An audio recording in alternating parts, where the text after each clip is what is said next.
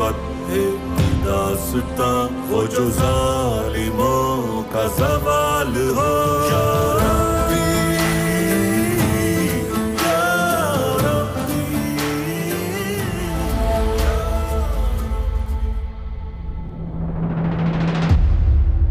فرزند عزیز، یہ داستان تمہارے آباء و اجداد کی ہے جنہوں نے بے اذن اللہ کئی جہانوں پر حکمرانی کی.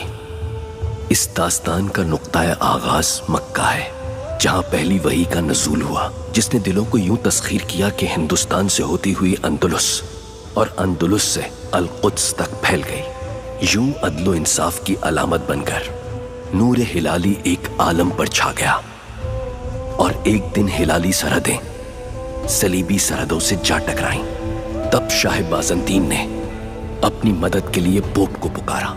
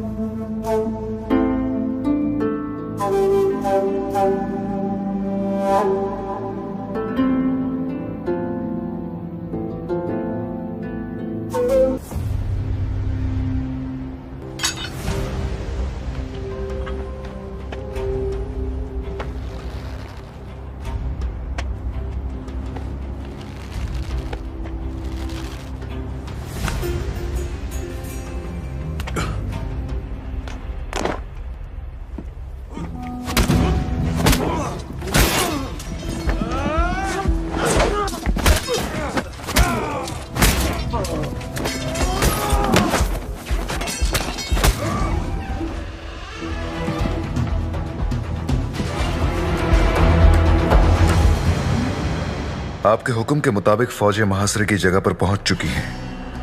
جنگی خیمے لگا دیے گئے ہیں. میری دو دھاری تلوار کو ایک طرف سے جنگ کی آگ اور دوسری طرف سے صلاح الدین کے انتقام نے دھار لگائی ہے. ہر مسئلے کا حل فتح ہے.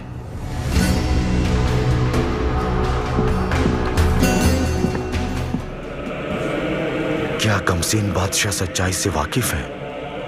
آج نہیں تو کل ہو ہی جائے گا، مگر اس وقت تک مجھے بادشاہ بنے مدت گزر چکی ہوگی. ایسے کماندار کو معافی نہیں ملتی جس نے اپنا ہی باپ بیچ ڈالا ہو. کوئی مسئلہ نہیں، کیونکہ زیادہ عرصے تو یہ بھی نہیں جی پائے گا حضور. احتیاط کرو یانوش، یہ ان باتوں کا وقت نہیں. کیا ویٹیکنز کو بھروسہ نہیں رہا مجھ پر؟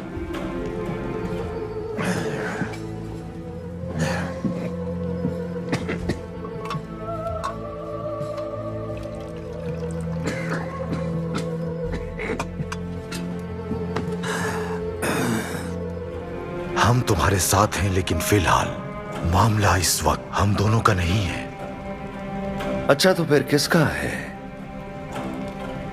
وارنا کے واقعات کی یاد ابھی تازہ ہے، اور فرانسیوں کے بھی یہی خیالات ہیں. آپ کیا سمجھتے ہیں میں کچھ بزدلوں کی وجہ سے کہ حملے اور مظالم بھلا سکتا ہوں؟ نہیں، لیکن پہلے تمہیں اپنی اہلیت پاپا اعظم پر ثابت کرنا ہوگی.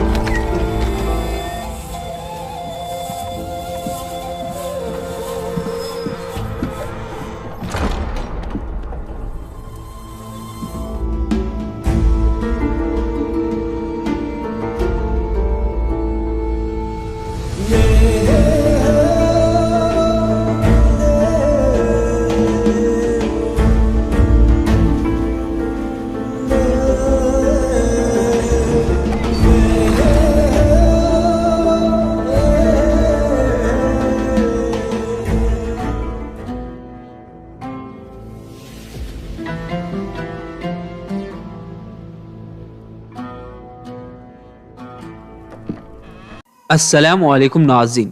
सलाहुद्दीन सीजन 2 एपिसोड नंबर 1 में हमें कुएं का मंजर दिखाया जाता है, जहां पर सलाहुद्दीन कुएं से बाहर निकलने की कोशिश कर रहे होते हैं और वो वहां पर किले की दीवार पर चढ़ने की कोशिश कर रहे होते हैं कि हमें सूरह काफ की आयत नंबर 10 की तिलावत सुनाई जाती है, जिसका तर्जुमा कुछ यूं है, ऐ हमारे रब, हमें अपनी बारगाह से रहमत अता फरमा और हमारे काम में राहयाबी यानी कि असबाब मुहैया फरमा।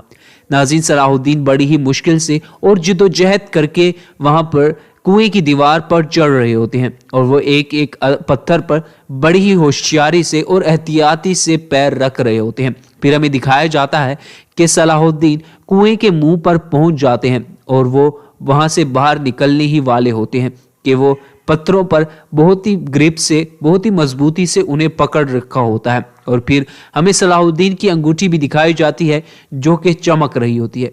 फिर हमें सलाहुद्दीन दिखाया जाता है जो कि ऊपर की जानिब मुसलसल देखते जा रहे होते हैं। फिर हमें कुएं के बाहर का मंजर दिखाया जाता है जहां पर सलाहुद्दीन कुएं की दीवार पर चढ़ जाते हैं और फिर वो देखते हैं तो चांद की तरफ देखते हैं और फिर वो बाहर निकलने की कोशिश कर रहे होते हैं।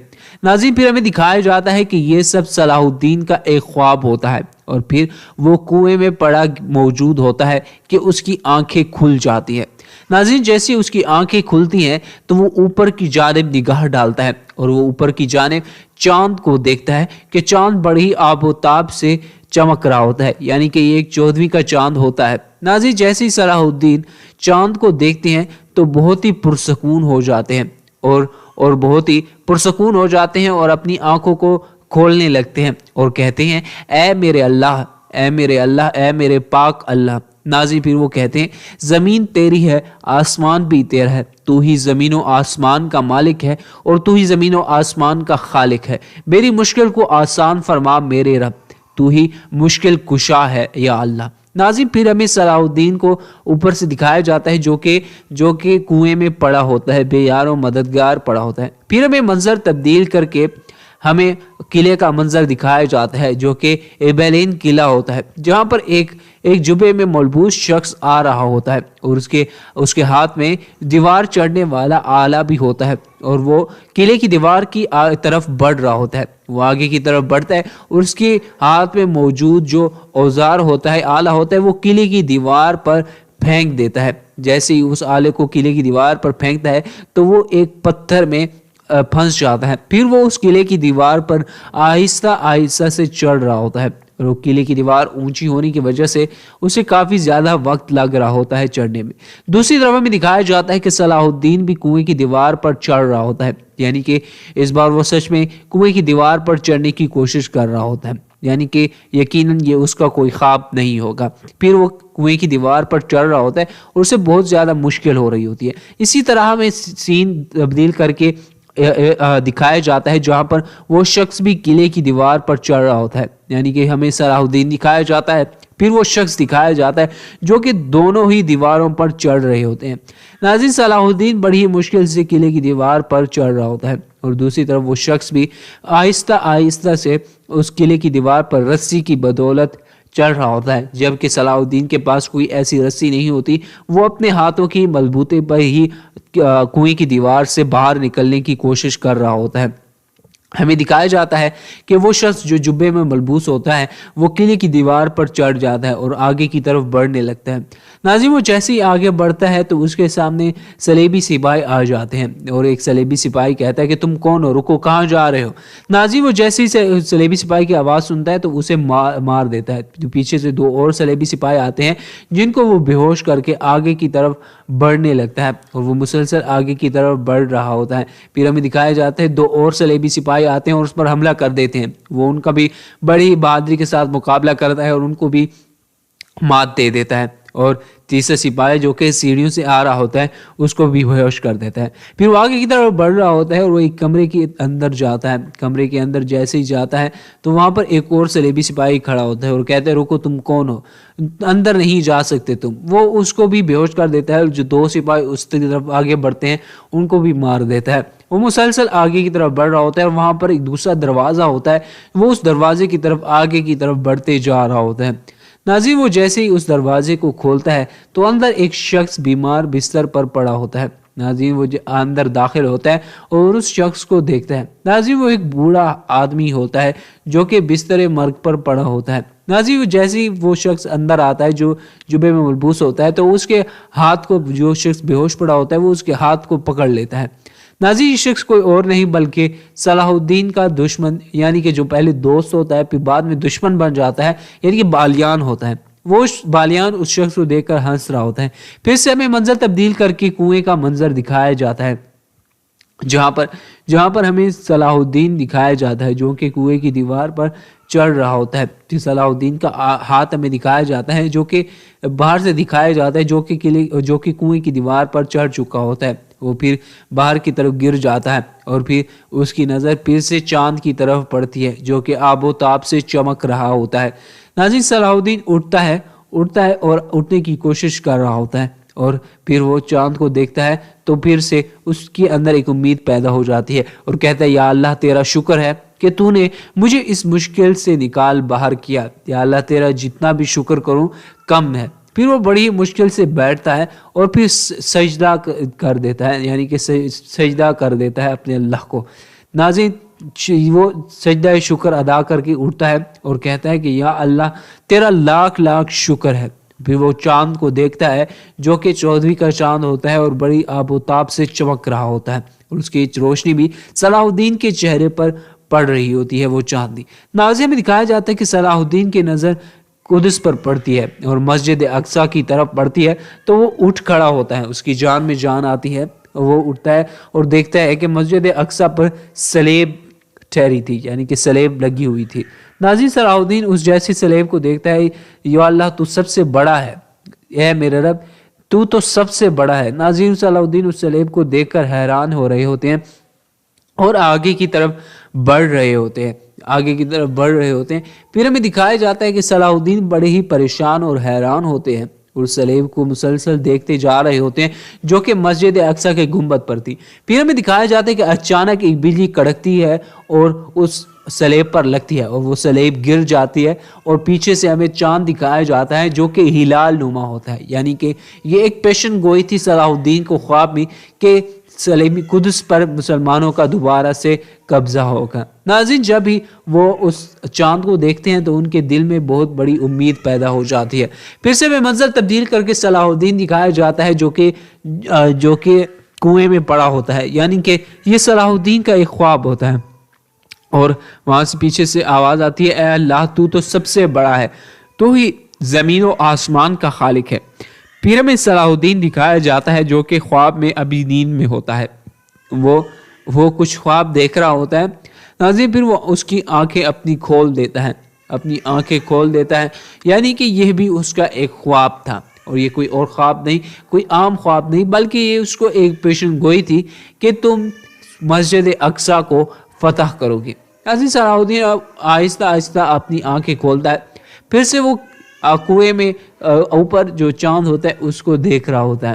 جیسے صلاح الدین اس چاند کو دیکھتا ہے اور کہتا ہے اپنا کرم فرما اے میرے اللہ، اے میرے رب تو اپنا کرم فرما، اے خالق کائنات تو اپنا کرم فرما۔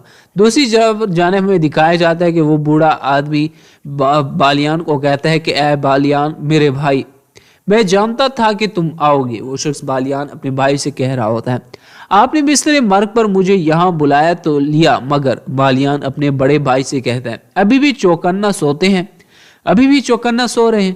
ناظرین بالیان کہتا ہے اور ابھی تک مجھ سے زیادہ تیز ہیں۔ ناظرین وہ شخص ہنس رہا ہوتا ہے، کہتے ہیں میں نے ان سب باتوں کے لیے تمہیں پیرس سے یہاں نہیں بلایا۔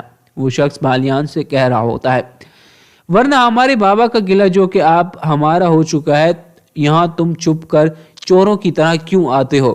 وہ اس سے اپنے بھائی بالیان سے کہتا ہے کیونکہ میں نہیں چاہتا تھا کہ کسی کو میری آمد کا علم ہو۔ کیوں؟ وہ شخص اس اپنے بھائی بالیان سے کہتا ہے میں فرانس واپس چلا جاؤں گا۔ بالیان اپنے بھائی سے کہتا ہے ایسا نہیں ہوگا، اس کا بھائی جواب میں کہتا ہے۔ پھر بالیان کہتا ہے کہ میں چلا جاؤں گا، میں ضرور جاؤں گا۔ ناظرین وہ بہت ہی زیادہ شخص بوڑھا آدمی جو ہوتا ہے اداس ہو جاتا ہے اور اٹھنے کی کوشش کر رہا ہوتا ہے بالیان کا بڑا بھائی، تو بالیان اسے روک لیتا ہے۔ پھر بالیان کا بھائی بالیان کو ایک اشارہ کرتا ہے۔ ناظرین پھر بالیان اپنے بھائی کو گلاس میں پانی ڈال کر دیتا ہے اور اپنے بھائی کو پیش کرتا ہے تو اس کا بھائی وہ گلاس پی جاتا ہے اور وہ پانی پیتا ہے تو اس کی جان میں جان آتی ہے۔ بالیان اپنے بھائی کے قدموں میں بیٹھ جاتا ہے اور اسے گلاس لیتا ہے اور دوبارہ میز پر رکھ لیتا ہے۔ ناظرین بالیان سے وہ کہتا ہے یہاں بس ایسے ہی لوگ ہیں جو میری موت پر منتظر ہیں اور اس بات پر یقین رکھتے ہیں کہ ابیلن یعنی جس علاقے میں تم پیدا ہو یہاں واپس نہیں آؤ گے۔ کیا تم جانتے ہو کیوں؟ وہ بالیان اپنے بھائی سے کہتا ہے۔ تو بالیان کا بھائی کہتا ہے اگر میں مر گیا تو اور تم واپس نہ آئے تو مجھے ڈر ہے یہ علاقہ کسی اور کے حوالے کر دیں گے۔ وہ بالیان سے کہتا ہے ابیلن خاندان کی حکمرانی سے جان چھڑا لیں گے۔ وہ اس کا بھائی بالیان سے کہتا ہے شاید یہی سب کے لیے بہتر ہے۔ بالیان اپنے بھائی سے کہتے ہیں اس طرح قدس میں ہونے والے ان کارناموں پر اعتراض کرنے والا اور ان کی چالوں کے بارے میں آواز اٹھانے والا کوئی نہیں بچے گا۔